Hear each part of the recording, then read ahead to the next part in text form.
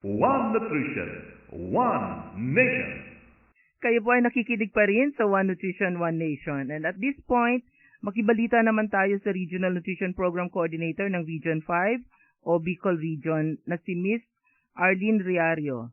Tulad ng ating mga ibang RNPC o Regional Nutrition Program Coordinator, si Miss Arlene ay punong-puno din ang schedule sa pagko-coordinate ng nutrition program sa kanyang region. Hello at masustansyang hapon, Miss Arlene. Masustansyang hapon din, Ma'am Bernie. Okay. Baka gusto mong dagdagan ng Bicol yung iyong yung iyong pagbati sapagkat maririnig tayo sa buong Pilipinas through our 15 Nutri-Eskwela Community Radio Station. Okay, marhay na hapon sa lahat ng nakikinig dito. Ganun pa rin. Mukhang mix yun ah. Okay, binalita natin kasi noong nakaraang linggo, Miss Arlene, na meron tayong isang programa na ang tawag ay MDGF 2030 o Joint Program on Ensuring Food Security and Nutrition among 0 to 24 months old children in the Philippines. At 2 sa 6 na project areas nito ay nasa Kabikulan. So, Miss Arlene, pwede mo bang ikwento sa ating mga tagapakinig kung ano yung mga activities ng programang ito? Naku, napakarami na po namin ginagawa. Mula po nung ating nilaunch na itong ating MDGF 2030 dito sa Naga, no last year, no October 10, ay sunod-sunod na yung ating mga ginagawa. Sa Naga po ay nagkaroon tayo ng mga Buntis Congress. Marami na po tayong mga forum. Yung huli po nating ginawa latest ay yung nagkaroon tayo ng photo exhibit on breastfeeding sa SM City Mall ng Naga City.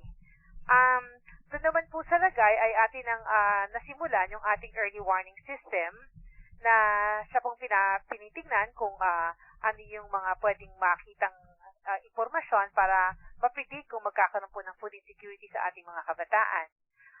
Of course, nakadikit din po ito sa ating infant and young child feeding program. So, iba't iba na pong mga trainings ang naisagawa doon at ganoon na rin po sa ibang lugar ng Bicol Region. Miss Arlene, balikan muna natin yung puntong ano ba yung objective nung MDGF 2030 at saka sino yung mga ahensya na involved dito? Kasi nabanggit namin yun last week pero mas maganda siguro kung marinig nila mula sa iyo yung kumbaga parang a little background on the MDGF 2030. Opo. Yung MDGF 2030 po ay dito natin ang nais po nating makita ay kung meron pong magiging dagdag o increase ng exclusive breastfeeding rate in JP areas sa Naga at Saragay ng at least dagdag po ng 20%. Kasama po natin dito primarily, of course, ang Department of Health. Ganun na rin po ang lokal na gobyerno ng Camarines Sur, ang Ragay, Municipality of Ragay, at ang syudad ng Naga City. Sa regional offices po ay kasama natin ang DOLE na siya na mga tumutugon sa mga tungkol po sa employment dito. Ganun na rin po ang mga nakikipag-partner sa atin gaya po ng Metro Naga Chamber of Commerce at iba pang mga tungkol sa employment na NGOs. Miss Arlene, meron din tayong partner ng UN ano po? United Nations ano po? Ang UN po ay napakadami pong UN na partners natin dito. Ang unang-una na po ay ang UNICEF, ang FAO, World Health, WHO, ang ano pa nga po ma'am? Yung labor. Yes ma'am, ang ILO, ang International Lahat Labour yata Organization. nandyan lahat ng member partner UN agencies ng MDGF nasa Bicol Ay, opo ma'am, kasi hindi lang naman po itong MDGF 2030 ang naririto, kundi yung climate change narito na rin. At alam ko, meron pang isa pa na MDGF din na funded. Ngunit ang atin pong siyempre kino-coordinate ma'am ay itong ating MDGF 2030 na Naga at Ragay lamang ang dalawang lugar. Oo, pero meron ba tayong rason kung bakit nila pinili ang Ragay at saka ang Naga para sa dalawang proyektong ito? Dito po sa lugar na ito ay unang-una ay mataas pa rin ang incidence ng ang poverty po dito sa lugar na to. At madami rin naman po ang mataas din ang malnutrition. Meron pang ibang mga mas matataas ang malnutrition sana, Ngunit nais rin naman nating ipakita na mag-work ang ating sinisimula na programa dito dahil ito'y modeling. Kaya tayo po ay pumili ng mga lugar na malaki ang chance na siya ay magiging successful dahil nais din naman natin sa ibang lugar dito sa Bicol at maaring sa ibang parte ng Pilipinas ay ito rin ay maigawa in the future. Oo, wow. So, sigurado kayo na pagka inayos natin yung pagpapatupad ng MDGF 2030 ay makakatulong itong programang ito para isulong ang wastong nutrition sa mga bata dyan sa Bicol, Miss Arlene. Yes, opo ma'am. At ito in fact, siya ay malaki ang idadagdag lalo na dun sa kabataan, kasi nakafocus taban talaga siya sa mga young children na 0 to 24 months. At nakikita namin at nang ganoon na rin yung ating mga leader sa Dragay at Naga City na pagkatapos ng programa next year and of course in the next more years ay mas kukonti na yung malnutrition dito at mas madadami na ang mas magiging aware sa kabutihan ng tamang infant and young child feeding. Oo, napaka-importante. Napaka-simple. Nasa kamay natin ang resources, hindi kailangan bilhin. Ngunit mataas-taas pa rin yung challenge. Ano po, Miss Arlene? Oo. Okay, maraming salamat po, Miss Arlene. Baka meron kayong parting words sa ating mga tagapakinig. Ay, opo, nais ko pa rin ding ipaalam sa lahat na ang ating laban sa tamang nutrisyon ay tuloy-tuloy. So, at tayo po hindi ko mo tapos na ang Nutrition Month, Miss Arlene? Ay, hindi pa po natatapos ang ating laban. Napakalaki pa ng challenge, lalo na nga dito sa Bicol Region. So, sa ibang parte pa ng Pilipinas ay ganun din. So, tayo po magkaisa sa ating laban sa tamang nutrisyon at laban sa malnutrition. Okay, well said.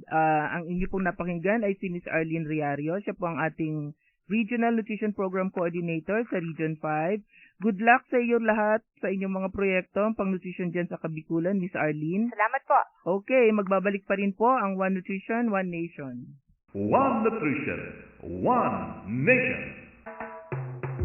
Alam niyo ba na para sa wastong timbang ni baby, siguruhin na sapat sa dami, tamang kalidad at malinis ang karagdagang pagkain binibigay habang patuloy ang pagpapasuso.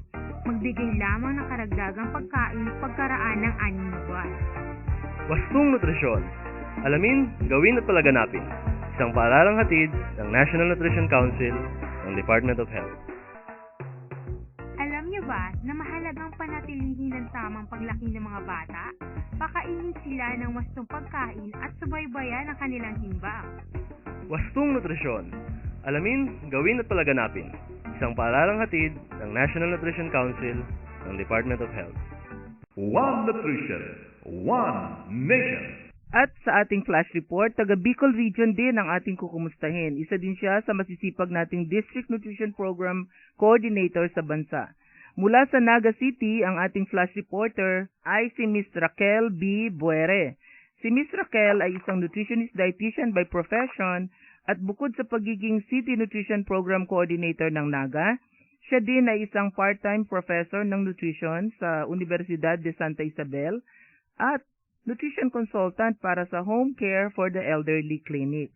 Kita nyo naman, napakasipag talaga ni Raquel, At isa pa, siya rin ay isa sa mga tumulong kaya naman ang Naga City ay ginawaran ng National Nutrition Council ng Nutrition Honor Award. Yun lang naman po ang pinakamataas na award na iginagawad ng National Nutrition Council sa mga LGUs. Noon pa pong 1998. Kaya swerte po natin dahil binigyan tayo ng pagkakataon ni Miss Raquel Buere na makausap siya ngayong hapon. Masustansyang hapon, Miss Raquel. Masustansyang hapon po, Ma'am Bernie. Kumusta na? Oo. Alam mo, nationwide ang ating broadcast, pero through the internet. Pero 15 ang radio stations natin na parte ng Nutriskwela Community FM Radio, itong ating One Nutrition, One Nation. So,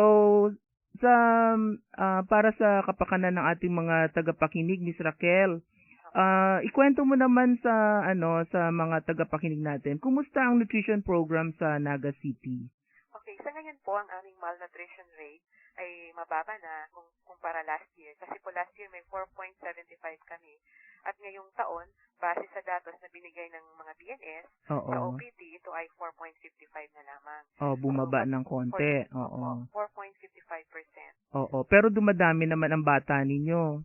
Dumadami po kasi maraming nilalagay ng mga urban site kung saan pumapasok din yung ibang mga lugar para tumira sa aming lugar at marami ding nilalagay ng mga subdivision.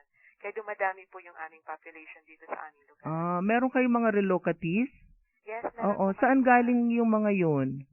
Actually, yung mga areas na wala pang mga bahay, nilalagay po doon sa area yun. At meron din pong mga subdivision na tinatayo sa aming lugar. Kaya talaga pong dumadagdag yung tao. Oo. Pero yung mga bagong dating naman, mataas ba ang malnutrition sa kanila o okay lang? Actually po, meron ding mga lugar na mga relocation area na medyo mataas yung malnutrition. Oo. And then, meron din naman pong mga lugar na mababa lang yung Yung malnutrition rate, oo. Nabanggit ko kanina, Miss Raquel, na isa ka sa mga dahilan kung bakit, isa ka sa mga nakatulong rather kung bakit na gawaran na ng parangal ng National Nutrition Council ang Naga City noon pang 1998 dahil sa maraming programa sa nutrition na isinasagawa doon. Ngayon namang mga araw na to or mga panahon na ito, ano yung mga innovative ba na mga program sa nutrition na isinasagawa ng Naga City Nutrition Committee? Actually po, maraming mga nutrition programs, innovative activities yung aming area dito sa Naga City. Ito po ay dahil sa suporta na ibinibigay ng mayor, yung mga kahit yung past mayor namin, ay talaga namang sobra yung suporta pagdating sa nutrition. At yung pumalik po sa kanya si Mayor John C. Bongat, ay patuloy po ding nagsusuporta at binibigyan ng malaking pondo ang ating nutrition program. So, nagpapasalamat po kami kasi aktibo po silang nagbibigay at nagsusuporta dito sa mga programs. Pati naman din po yung mga NGOs na hinihikayat namin tumulong sa ating programa ay talaga namang po tumutulong sila. So, ito po yung mga innovative activities. Meron po tayong Nutri-Nanay. Nutri-Nanay, okay. Opo. Ano yun? Ito po nagpo-focus po tayo dun sa mga malnourished pregnant mothers. Kasi po alam natin na pag malnourished yung ina, pwede din maging malnourished yung bata. Oo, tama ka. Opo. So, meron po tayong NGOs, kagaya ng POGS or Philippine Obstetrics Gynecological Society. Mga doctors po ito na nagbibigay ng libreng serbisyo para sa mga malnourished pregnant mothers. Sila po ay voluntaryong nagbibigay ng prenatal check-up at nagbibigay din ng iron tablets sa ating mga buntis na mga malnourished na ina. Ginagawa po yan every first Thursday of the month. Sa mga tatay, meron din. Nutri-tatay. Hindi naman nutri-tatay. Pero meron kayong mga intervention para naman sa kanila. Opo, meron din po. Meron din. Oo. IYCF for fathers. IYCF for fathers. Oo. So, hindi lang sa mother.